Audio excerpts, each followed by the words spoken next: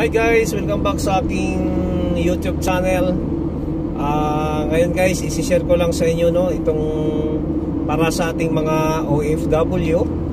Itong ating is guys sa Pilipinas, kailangan nating ituloy ang contribution sa ating is insurance. So yung iba kasi nandito na sa abroad, hindi na nila nahulugan ang kanilang is dahil nakalimutan na nila, wala na silang time. Tapos yung iba naman tinatamad na dahil may mga utang sa Pilipinas, may loan sa is di na nabayaran. So advice ko lang sa inyo mga kapatid, ay kailangan nating i-continue ang ating voluntary na paghulog sa ating is dahil para din naman sa atin yan balang araw kapag tayo'y magpurgod na sa Pilipinas. So at least mayroon tayong inaasahang pension na matatanggap. So sa akin kasi, share ko lang mga kabayan, is natigil din ako sa pag contribution sa aking is dahil pandemic. So na-stop ko na siya ng ilang taon.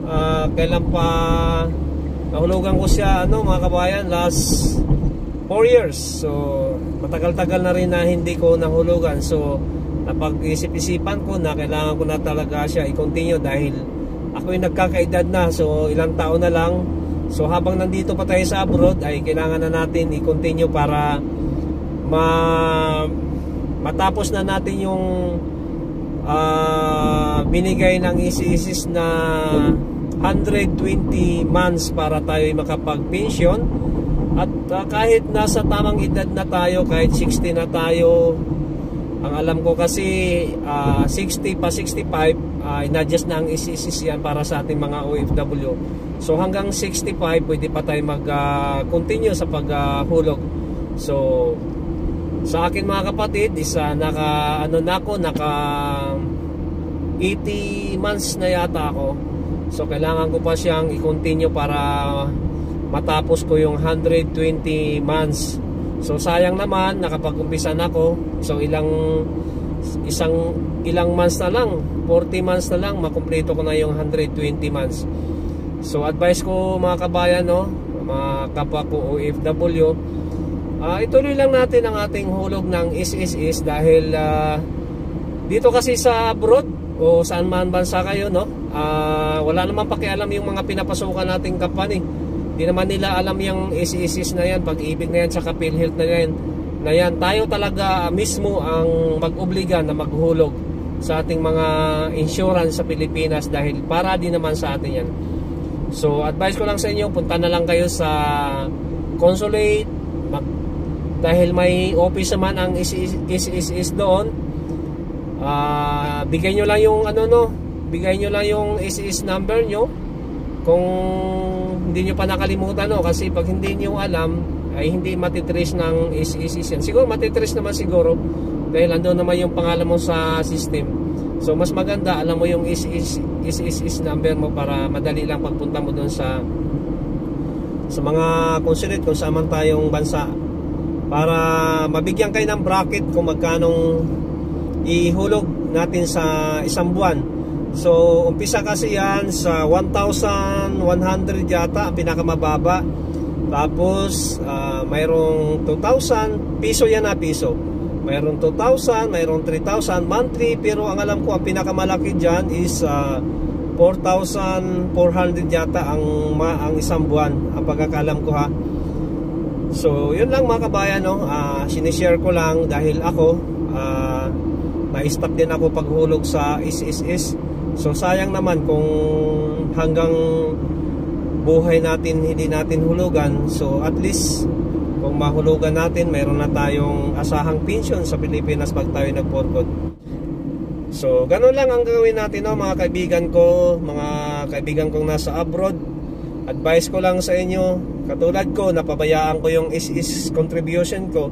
So kailangan ipagpatuloy natin kasi pag umuwi tayo sa Pilipinas, hindi naman tayo makakuha ng trabaho doon na company dahil may edad na tayo. Dahil ang sa Pilipinas, yung mga bata pa pag nakakuha ng trabaho is company nga naghuhulog ng is natin doon. So di katulad dito sa abroad, pag tayo nagtrabaho dito, kailangan natin voluntary tayo maghuhulog sa ating is dahil ang company naman dito is wala namang pakialam yan, di naman nila alam yan ang ano sa atin sa Pilipinas.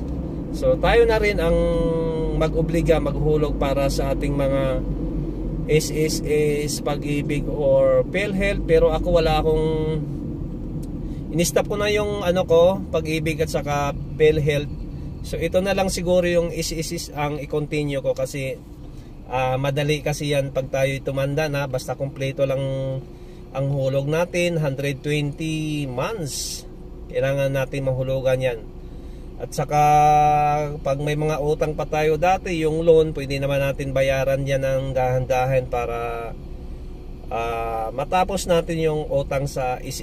Kasi yung iba kasi pag may utang, parang wala nang ganang magpatuloy sa is contribution dahil may utang nga sila. So kumbaga nanghihinayang sa pera. So katulad ako, may loan din ako sa Pilipinas, no, i-share ko lang. So hindi naman kalakihan, so kailangan ko ring bayaran 'yon para pag natapos 'yon, tapos na rin ako sa aking 120 months contribution. So anytime pag ako'y senior citizen na, pwede na akong kumuha ng ano, pwede na akong kumuha ng pensyon. Agoy. Salamat. Tanda talaga. Saan naman tayo pupunta kung di tumanda talaga? So pasalamat din tayo na ano, na dito pa tayo ngayon sa abroad at medyo pata-pata pa. Pero pag nagka-edad na tayo, kailangan na natin bumalik sa Pilipinas. O di ba pag nasa Pilipinas na tayo, pag mayroon tayong inaasahang